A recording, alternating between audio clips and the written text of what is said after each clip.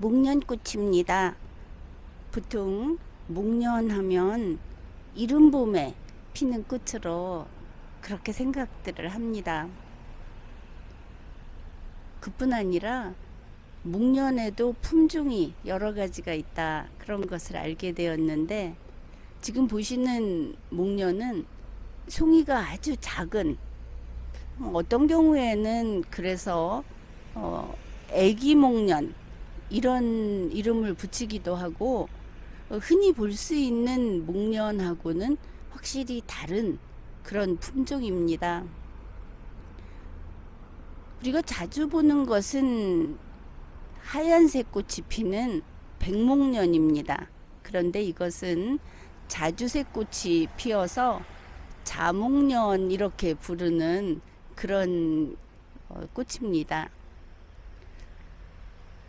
자목련이라고 하는 것이, 만일 이 꽃도 우리가 흔히 보는 백목련 그 크기가 그야말로 바나나 한 송이를 껍질을 벗겨 놓으면 딱 그거다, 이런 게 우리가 많이 보는 목련 꽃인데, 지금 이 목련은 실제로 튤립 한 송이, 큰 튤립 한 송이 정도의 크기입니다. 꽃 한 개가.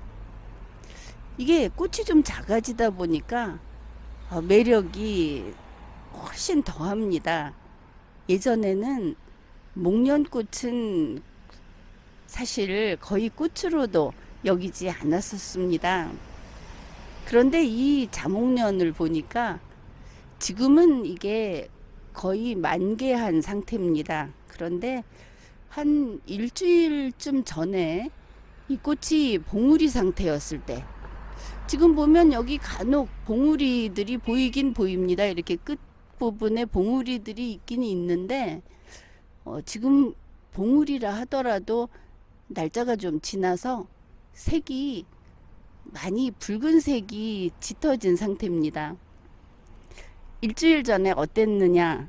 일주일 전에는 정말 누구라도 여기 매료될 수밖에 없을 정도로, 우리가 청보라라고 하는 색 있지 않습니까? 거기에 아주 가까운, 보라색에 가까운 그런 색이었습니다.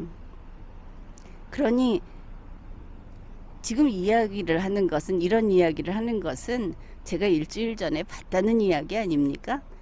일주일 전에 이 꽃 봉우리 상태를 보고, 저 꽃을 보러 가야지. 다른 일들이 있어서 계속 뒤로 미루다가 지금 왔습니다.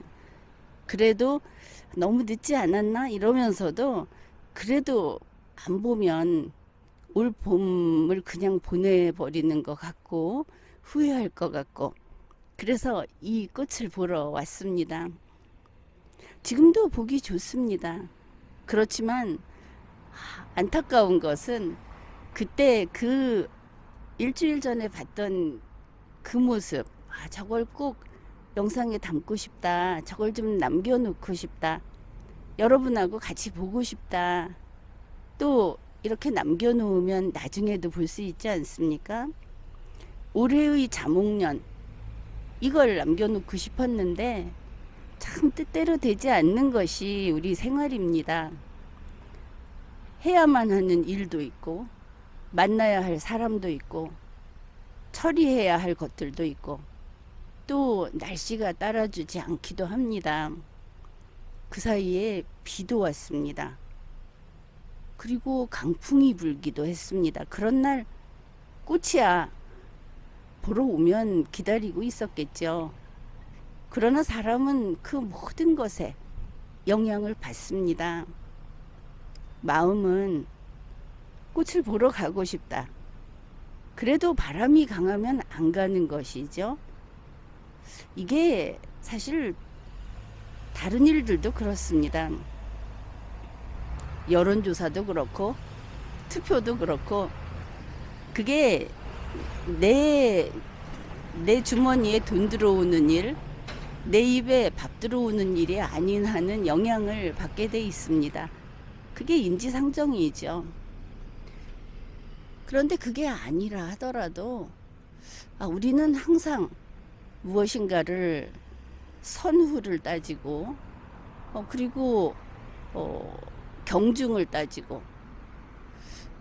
그러면서 하고 싶은 걸 마음대로 마음에 흡족하도록 하고 사는 사람은 아무도 없을 겁니다. 그렇지 않습니까? 그렇다고 해서 이게 뜻대로 되지 않았다. 그래서 일주일 전을 계속 생각하면서 앞에 있는 꽃을 안 보면 어떻겠습니까? 물론 그거는 현명한 태도는 아니겠죠. 지금 할 수 있는 것을 한다. 그리고 그때 그렇게 됐구나. 그래서 무엇인가를 해야 하겠다고 생각을 하면 최선을 다해서 그 추구하는 바를 밀어붙이는 것, 이것도 중요합니다. 또 그게 뜻대로 되지 않았을 때는 지금 내 앞에 있는 것 중에 가장 잘할 수 있는, 가장 최선을 다할 수 있는 것이 있다면 그걸 놓치지 않는 것이 두 번째로 중요합니다. 지나간 것을 가지고 아쉬워하면서 내 앞에 지금 이 시간에 내가 이루어낼 수 있는, 내가 노력해야만 할 그거를 외면해서는 안 되는 것이죠.